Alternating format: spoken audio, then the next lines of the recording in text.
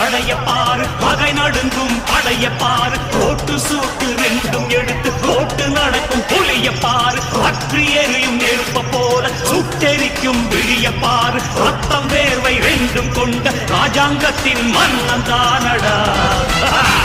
இவன் பேருக்குள்ளே காந்தம் உண்டு உண்மைதானடா